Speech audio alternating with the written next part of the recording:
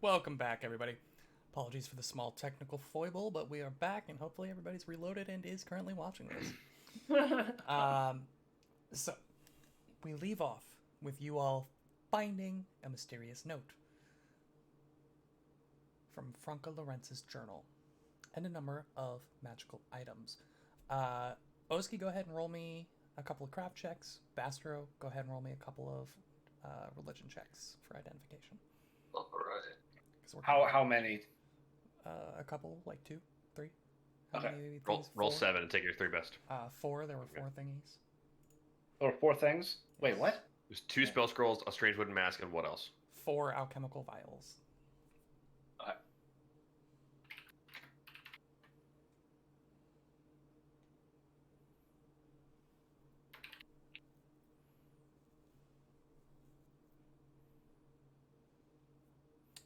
Bastard, what you get? So lowest was a 25, and then a 29, and then a 31. I rolled 3 religions. I didn't know if I needed to roll more. I heard 2 scrolls and 1 mask. Yeah. I figured those were the religion checks. Okay. Need to figure out what spell this is. I mean, I know what spell it is, but what level it is. If I was a good DM, I would have looked all of this up ahead of time. But you're a great DM, so you're just gonna make it up. So you all gather what you can. You find, basically returning over the entire room, and those are the things of interest that you find here. Oski, would you roll on the craft checks? I rolled 4 because I heard there were 4 alchemical vials. Do you want me to just go top to bottom what I rolled? Sure. All right, in order, it was a 24, a 30, a 35, and a 26. Okay, great. You all spend some time identifying as you head back to Bloody Burlith's, now armed with a little bit more information. The alchemical items that you find are as follows: a greater anti-plague, a greater antidote, and 2 greater acid flasks. Okay. The 2 spell scrolls that you found are a scroll of Drop Dead and a scroll of Spell Immunity.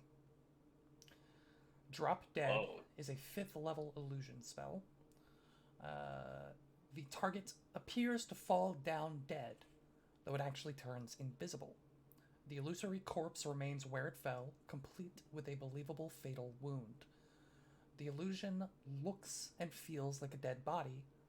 If the target's death seems absurd, for instance, a barbarian at full health points appears to be slain by 2 damage, the GM can grant the attacker an immediate perception check to disbelieve the illusion. If the target uses hostile actions, the spell ends. This ends the entire spell, so the illusory corpse disappears too. It is a casting time of reaction. Cool. Whoa! That's really cool. The Scroll of Spell Immunity. Spell Immunity is a 4th level spell, though the scroll is cast at 6th level. You ward a creature against the effects of a single spell. Choose a spell and name it aloud as part of the verbal components. Spell Immunity attempts to counteract that spell whenever the spell immunity's target is targeted by that named spell, or is in that spell's area.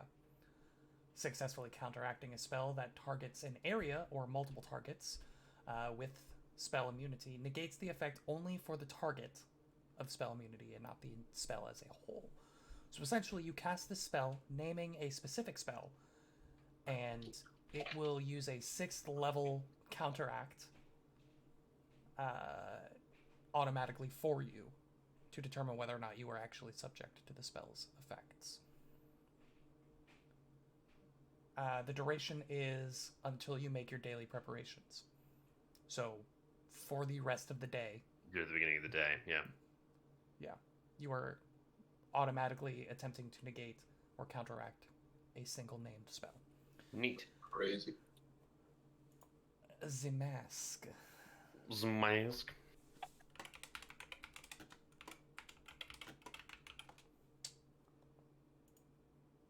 The mask is an item known as a Greater Demon Mask. Raider. This course it is. terrifying mask is crafted in the visage of a leering demon, granting a +1 item bonus to intimidation checks. Additionally, as a 2-action interact, once per day, the mask can cast a fear spell. The Greater Demon Mask increases the item bonus to +2 on Intimidate, and casts a 3rd level fear with a DC of 29 as opposed to a DC of 20. Oh shit, Oski kind of wants Wow. Hey, tentacle is- guy. You want some more tentacles? that. Yeah, Is Oski kind an of wants invested item. The mask itself is carved in the visage of a Piscodemon. Oh. We fought those. that. Yeah, we fought one of those. Yeah. Interesting. No. What No. did we fight? Not interesting. I think it might have been a RD? one shot or a different It wasn't in campaign. this campaign. Yeah. Okay. You may have in You- other things. You used the term Piscodemon before. It was like it's like a squid crab. Ew. It sucks. But the face again is like this upper half face, and then it just sections out into these weird, like curling, looping tentacles that cover the lower half of the face. And again, it's got this like deep blue-gray coloration, but the tentacles themselves have that weird pearlescent sheen that makes them look almost damp. My God. Oski wants this item. Well, These are the Oski things- doesn't necessarily want it. I want it for Oski. These are the things that you learn on your trip back to one Mr. Bloody Burlith. Now, you arrive, and Burlith gives a deep sigh. He's disappointed that someone of Franca's talent would be reduced to cultish endeavors. Bastard, go ahead and roll me a religion check for me. Is Bloody Burlith the bloated oaf that is referred to in the note? Do we think that? 28. That would make sense. Go Honestly. ahead and reread the note. It should be in your journal. I will leave any assumptions up to you, but you do have access to it. Yeah. I feel like the bloated oaf is referring to the Skinner's lackey. And Yeah, I don't know. my thought about the blunder that they're talking about is what happened at Knight's Menagerie. Maybe. I think the device that they're talking about is the same one that we were trying to steal. And that one of the Skinner's lackeys caused what happened at the rampage, and what they're planning is to set all of the animals at the games, all of the creatures at the games off crazy. Maybe. Let's let this check result first though. Bastard, what'd you get? I got 14 plus a 28. That's what I said. 28 total? Yeah. You would know that Blackfingers is another reference to Norgorber. Is a reference to the aspect of Norgorber that deals with deadly poisons. So, putting this together, you know that the Skinner and her cult seem to be dedicated to the skin saw aspect of Norgorber. The Infector seems to be related to the Blackfingers aspect of Norgorber. Well, okay. Hey guys, we got to do a lot more research on Norgorber between. Yeah, books we here. do. Yeah. And I will point something else out. There is mention to the Four. Yeah. Twilight 4, yep. Twilight 4. The Skinner, the father infector, Rumor monger. Pact capitalized P. and the others in the pact. Gotta be the Twilight Four. I So think maybe Yeah. maybe the they're Twilight pact. Four. Maybe they don't work together quite as much as we thought they did. Yeah, maybe they're like there's this weird agreement between them. Between the Yeah. four Yeah, cults of Norgorber Yeah, maybe. Yeah. Nergerber. and the Twilight Norgorber. Four are the leaders of each of those cults. And it sounds Maybe. like Yeah. could be a little more tenuous than They kind of just tolerate each other. or Yeah, they're, like or in they're the- competing. They They're could be competing for the Blackfinger's favor. Yeah. Seeing who can like wreak the most Nergerberian havoc on Absalom. Either that or Franca is biased and like wants the best for her cult leader or something. Yeah. Yeah, I mean that definitely, but like, why would you? Why a pact, right? Like, why that word? Yeah. A pact for what purpose? There's a Bring lot of Norgorber back. yeah, assuming we're gently. doing there, but I mean, he's a real god. He's around. Like he's Yeah. but Yeah. Is it just Norgorber worship? Like. I don't Their know. secret But rules. it looks like it sounds like this Aurorium is about to, it's about to go all Batman Begins and unleash some sort of toxin bomb. It's yeah, not great. or Dark Knight Rises, where we're at a football game, a The whole thing collapsed. definitely not Pittsburgh Steelers football game, and the whole thing. Bastro, your religion check also gives you a little bit more information. The reference to a pact as well as tribute rings some bells in your mind, especially as you think back to the blood ritual that was carried out by the Skinner. Mm-hmm. Mortal figures can make pacts with gods to fulfill Right. some end in exchange for something in return. Mhm. Oh, the Um, Skinner. Oh, sorry. So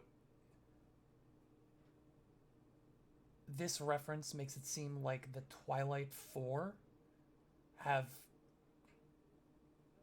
made a pact with Norgorber to do something in exchange for something, to gain tangible power if they accomplish X. But I wonder if they're all going to get it, or if they're still competing for it. You know what I mean? Like we won't really know that until the end. But okay, not good. It seemed like the Skinner had sacrificed her own life to fulfill her part of the pact, though. Yeah, but I'd rather, like, if I were her, I'd rather do that than just die and not fulfill my end of the pact, right? Even if I was like competing with my friends. Anyway, yeah, you're Okay. right. You're right. It Yeah. definitely. The priority is definitely complete the pact, right? And then whatever way that happens is maybe more incidental. Mm-hmm. As long as everyone has fun along Yeah, as long as we're all having fun, the way. murdering. All worshiping Norgorber. All right, so research Norgorber on the agenda.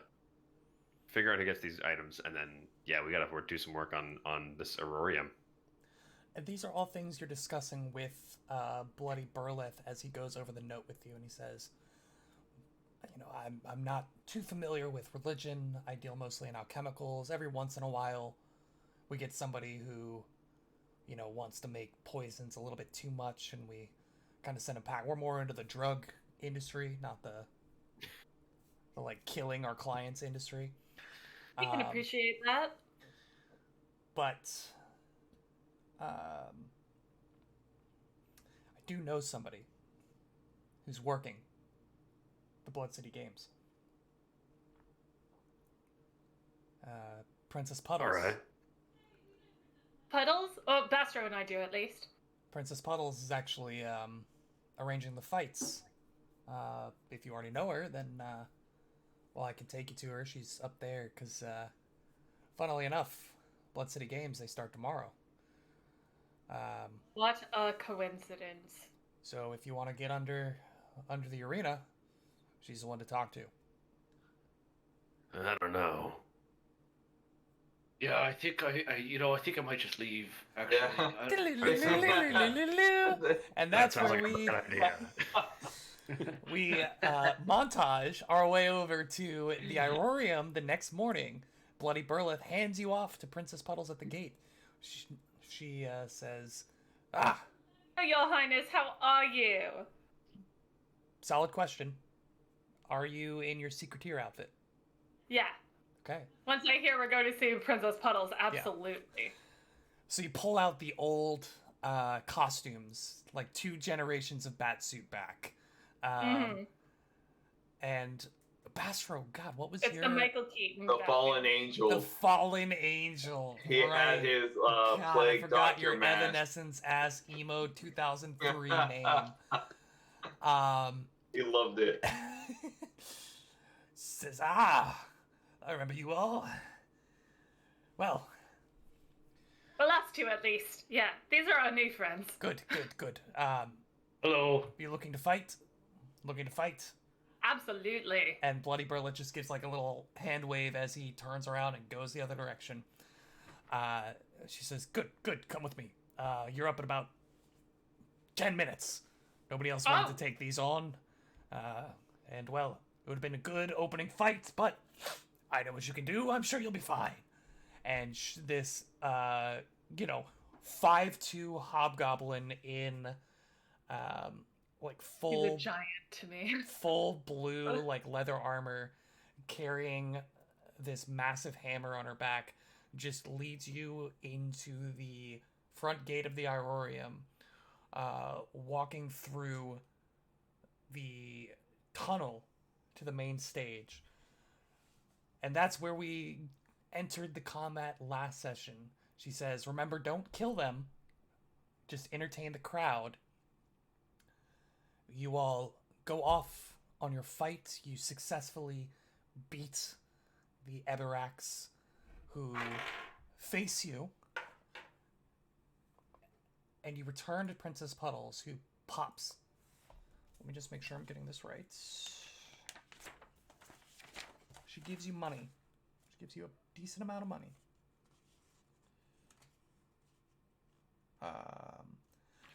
Twinkletoes and Oski, you all put on a rather good show.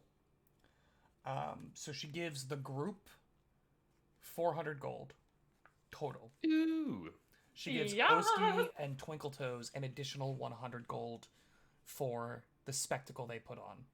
Boo. 50 each Cool. or 100 gold each? 100 gold each. Hey, is that Yo. like I'm Yo. like, so you guys had 200. I guess Pastor and I will go fuck ourselves and only at 100. Yeah, hey, how's it feel to suck, y'all? Yeah, I don't know. Maybe you guys should have put on a good show. She played told a you bunch of guys to put on a good show, and Twinkletoes and Oski played to the crowd. I've been running a bunch of Mythic Plus Dungeons and Dragonflight shout out, and I feel like I tanked a lot of that fight, so I don't get a lot of recognition for it. But I guess the DPS just take the crown once again. If I was allowed to kill, I did would- not do as much damage as Bastard did. I just sprinted around the arena like 4 It times. was less about what you did in combat and more how you played to the crowd. Oski was very intimidating and boisterous, and Twinkletoes performed her acrobatics. That's what Didn't it I comes to. summon a lizard from nowhere? I don't know. I don't remember. I don't either. Wasn't cool enough for me to remember, so. I don't know. So, she hands you these 3 coin purses, and then takes you down to, down a set of steps to the kind of green room. But it's not a room, it's a kind of expanse slightly below the stage area, where you have one section that has floor level viewports so that the fighters can look out, but there's an expanse of rooms back here. There's a small kitchen area. I say kitchen loosely because it's basically like an oven, and there are some staff members who are providing simple foods and beverage for the fighters. There's bunches of gladiatorial types down here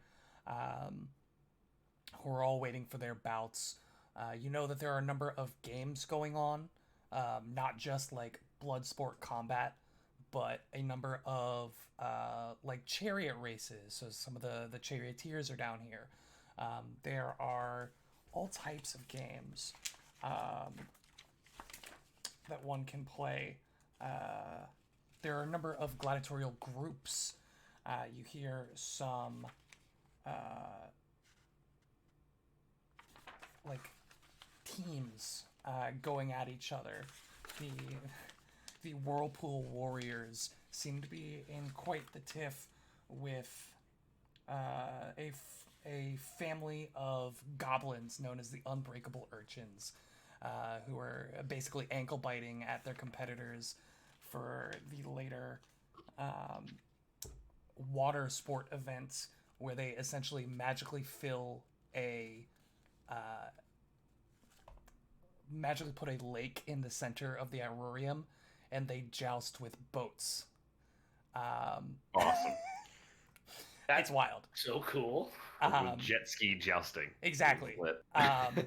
They hired five druids to stand around the perimeter and cast Create Water.